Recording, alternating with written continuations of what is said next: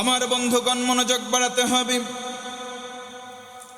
আল্লাহ রাব্বুল আলামিন মনুষ্য জাতিকে পৃথিবীতে তার গোলামি করবার জন্য পাঠালেন। পাঁচটা বিধি নিষেধ তিনি আরোপ করে দিলেন। জোরে বলুন আল্লাহু আকবার। পাঁচটা কাজের কথা বললেন, এমন পাঁচটা কাজ, যেই পাঁচটা আমল আল্লাহ একেবারেই অপছন্দ করেন। নাম্বার 1, 1 নম্বর হলো শিরিক করা, আল্লাহর সঙ্গে সমকক্ষতার করানো। আল্লাহ বলেন, গোলাম শিরিক করা কেমন অপরাধ একটু শোনো। শিরিক এমন একটা বড্ড জঘন্যতম অপরাধ। ইন্নাশ শিরকা লাযুলমুন আযীম।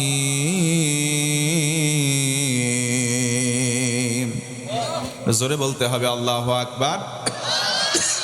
আল্লাহ রাব্বুল আলামিন বলেন, নিশ্চয়ই শিরিক করা এটা নিজের উপরে নিজের জুলুম করার সমান। পৃথিবীতে যত জুলুম হয়, সবচাইতে বড় জুলুম হলো এই শিরক করা। ও মুসলমান, জানতে চাই, ঢাকার মুসলমান আপনারা বলেন তো, বর্তমান বাংলাদেশে শিরিক আছে না নাই? এই শিরিক শুধু হিন্দু বা অন্য ধর্মের মানুষ করে না। আপনি মুসলমান নামধারী, নামের শুরুতে মোহাম্মদ, নামের শেষে ইসলাম আছে। এরপরে আপনার বাড়ির মধ্যে ঢুকলে পুতুলের ছবি আছে না নাই? অনেক যুবক গেঞ্জি পরে, গেঞ্জির উপরে নায়িকার ছবি, পিছনের মধ্যে নায়কের ছবি আছে না নাই? এইগুলো হচ্ছে সরাসরি শিরকের পর্যায়ে পড়ে যায়। কেউ যদি তাসাউফের ঘরের মধ্যে কোনো মূর্তি রাখে, মূর্তির কাছে কিছু না চাইলেও সে যেন মূর্তি পূজার সমান গোনা পায়। জোরে বলুন না আউযুবিল্লাহ। যেই ঘরের ভিতরে তাসাউফের থাকে, যেই ঘরের ভেতরে কোনো মূর্তি পূজার স্থান পায়, সেই ঘরের ভেতরে আল্লাহর রহমতের ফেরেশতা প্রবেশ করে না। জোরে বলুন না আউযুবিল্লাহ। আল্লাহর সঙ্গে শিরক করা, আল্লাহ যেই কাজ করেন সেই কাজ অন্যের মধ্যে যদি আপনি শামিল করেন, আল্লাহ এই কাজ করতে পারেন, এই কাজটা মানুষ আমাকে করে দিতে পারে। আল্লাহ আমাদের রিজিক দেন। এখন যদি মনে করেন যে অর্থমন্ত্রী বা রিজিক মন্ত্রী আমাদেরকে রিজিকের বন্দোবস্ত করেন, আপনি সরাসরি মুশরিক না হলেও এই কাজের কারণে আল্লাহর কাছে মুশরিকের কাতারে চলে যাবেন। কথা বলেন ঠিক কিনা? আল্লাহ রাব্বুল আলামিন বলেন, বান্দারে তুমি যদি শিরিক করো, তুমি যদি মুশরিক হয়ে যাও, তুমি আমার সীমাটাকে লঙ্ঘন করলা। আমি আল্লাহর বেঁধে দেওয়া সীমা লঙ্ঘন করেছো।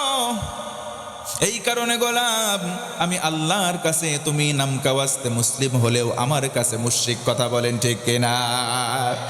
আজকে আমাদের সমাজের ভেতরে হাজার হাজার প্রকার মানুষ, নিজের অজান্তে আমরা শিরিক করি, নিজের অজান্তে আমরা মুশরিক হয়ে যাচ্ছি। আজকে দেখবেন মোবাইলের ভিতরে ফেসবুক আছে, ইনস্টাগ্রাম আছে, আবার দেখবেন এমন এমন অ্যাপ আছে সেখানে কিছু কিছু ইমোজির ছবি আছে। এই যুবক একটু কথা বলো, আছে না নাই? এই যে ইমোজি তুমি ব্যবহার করলাম, এটাও ভার্চুয়াল মূর্তি। এইটার বেশি ব্যবহার বর্তমান স্কলাররা বলেছেন এটাও মূর্তি পূজার সমান। জোরে বলুন না আউযুবিল্লাহ। আল্লাহ রাব্বুল আলামিন বান্দাকে জানালেন, বান্দারে ওয়ামা খালাকতুল জিন্না ওয়াল ইনসা ইল্লা লিয়াবুদুন।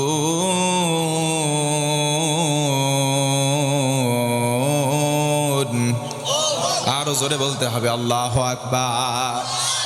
আল্লাহ রাব্বুল আলামিন বলেন, বান্দারে মনুষ্য জাত আর জিন জাত, এই দুইটা জাতিকে আমি আল্লাহর গোলামি করবার জন্য সৃষ্টি করেছি। পড়ুন সুবহানাল্লাহ।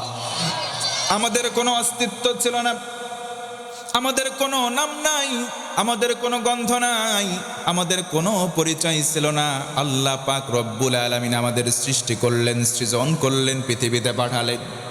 আল্লাহ রব্বুল আলামিন বলেন, হাল আতা আলাল ইনসানি হিনুম মিনাদ দাহরি লাম ইয়াকুন শাইআম মাযকুরা। আল্লাহ রাব্বুল আলামিন বলেন, বান্দারে তোমার কোনো নাম নাই, তোমার কোনো অস্তিত্ব নাই, তোমার উল্লেখ করার মতো কোনো পরিচয় ছিল না। কথা বলেন ঠিক কিনা?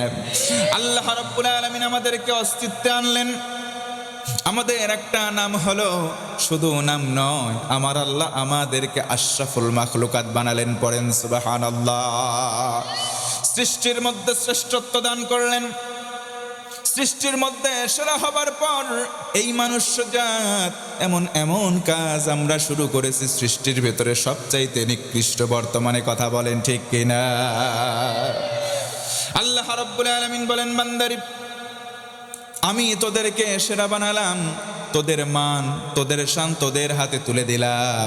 নিজের ভালো যে বুঝবে না সেই ব্যক্তি নিজের ভালো কখনো করতে পারবে না। পাঁচটা সীমানা বেঁধে দিলেন।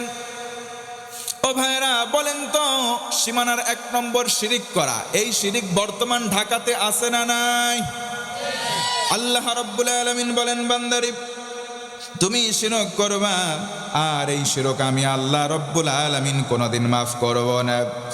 ইন্নাশ শিরকা লাযুলমুন আযীম, নিশ্চয়ই শিরিক এমন অপরাধ যেই অপরাধটা হলো জুলুম। ও মুসলমান বলেন তো, জুলুম যে করে তাকে জালেম বলে কোনো সন্দেহ আছে না?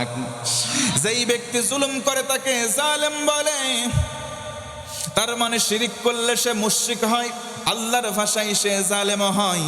তার মানে এক অপরাধ করে 2টা আসামির কাঠগড়ায় তাকে দাঁড়ানো লাগবে। কথা বলেন ঠিক কিনা?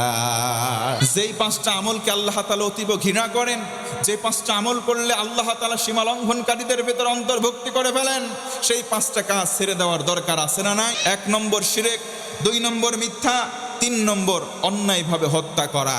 অন্যায়ভাবে হত্যা বোধহয় পৃথিবীতে নাই, থাকলেও অন্য দেশে আছে, অন্তত বাংলাদেশে নাই। কোনো অপরাধ নাই। শুধু কোরআনের দাঈ ইলাল্লাহ, লা ইলাহা ইল্লাল্লাহর প্রচারক। এই লা ইলাহা ইল্লাল্লাহর প্রচারক হওয়ার কারণে স্বয়ং বিশ্বনবী মুহাম্মদ সাল্লাল্লাহু আলাইহি ওয়াসাল্লামকে জেলখানায় কারাবরণ করতে হয়েছিল। তারই সিলসিলায় পরম্পরায় যারা নবুয়তের দায়িত্ব নিজের কাঁধে নেয়, যারা আওলাদে রসুল, যারা রসুলুল্লাহ সাল্লাল্লাহু আলাইহি ওয়াসাল্লামের রেখে যাওয়া সুন্নাহকে নিজের দায়িত্ব নিয়ে বাল্লিগু আন্নি ওয়ালাউ আয়া, এই কাজের মধ্যে যারা নিয়োজিত আছে, তারাও অনেক সময় রসুলুল্লাহ কারাবরণ করেছিলেন যেই কারণে, তারাও কারাবরণ করেছেন ঠিক ওই লা ইলাহা দাওয়াত দেওয়ার একই কারণে। আমার বন্ধুগণ মনোযোগ বাড়ান, শেষের দিকে আলোচনায় চলে আসলাম। আল্লাহ রাব্বুল আলামিন বান্দাদেরকে বললেন, অন্যায়ভাবে যারা হত্যা করবে আমি আল্লাহর সীমা তারা লঙ্ঘন করলো, এই কারণে নিকৃষ্ট আমলের করার কারণে তারা আমার কাছে ঘৃণার পাত্র হয়ে গেল। আল্লাহ রাব্বুল আলামিন বলেন, ওয়ালা তাকতুলুন নাফসাল্লাতী হারামাল্লাহু ইল্লা বিল হক। চিৎকার করে বলেন আল্লাহু আকবার। আল্লাহ রাব্বুল আলামিন যাকে হত্যা করা হারাম করেছেন তাকে অন্যায়ভাবে তোমরা হত্যা করো না।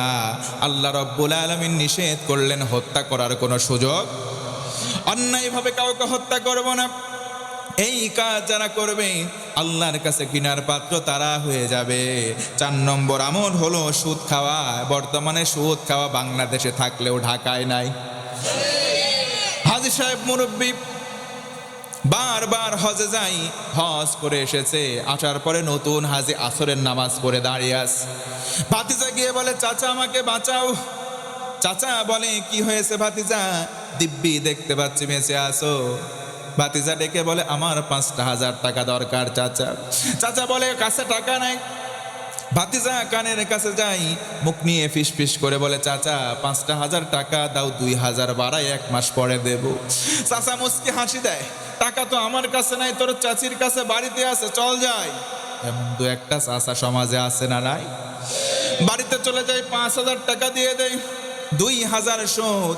এইগুলোকে সুদ বলে না, বাংলা ভাষায় বলে আমরা লভ্যাংশ খাই। এমন ভণ্ড 2-1টা আছে না নাই?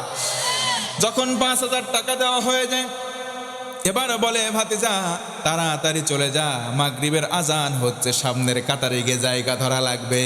ও হাজি, তুমি যতবার হজ করো না কেন, যত ওয়াক্ত নামাজ তুমি পড়ো না কেন, কপালের মধ্যে ঘাঁটি ফেলো না কেন, একটা সওয়াব তোমার কবুল হবে না। কথা বলেন ঠিক কিনা?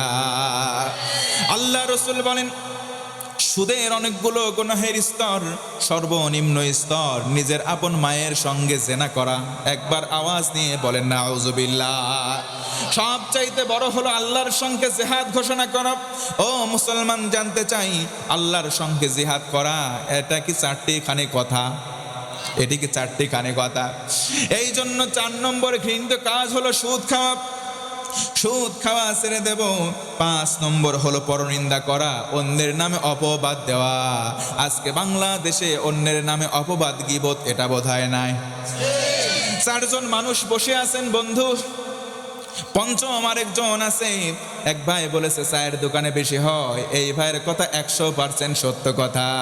বাড়ির মাসার মধ্যে যেমন হয়, চায়ের দোকানে গীবতের পরিমাণ অনেক বেশি হয়। কথা বলেন ঠিক কিনা? 5 জন বসে আছে, 5টা ভাই।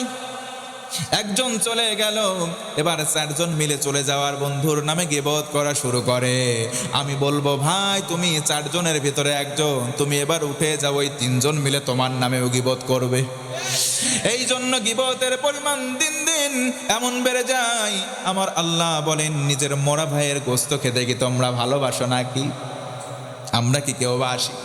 নিজের মরা ভাইয়ের গোস্ত যদি না খেতে ভালোবাসো, গীবত করা যাবে না। ও মুসলমান ভাইরা, এই গীবতটা আল্লাহর কাছে ঘৃণিত আমল। আর এই আমল করার কারণে আল্লাহ রব্বুল আলামিনের সীমা লঙ্ঘন হয়ে যায়। বলেন নাউজুবিল্লাহ।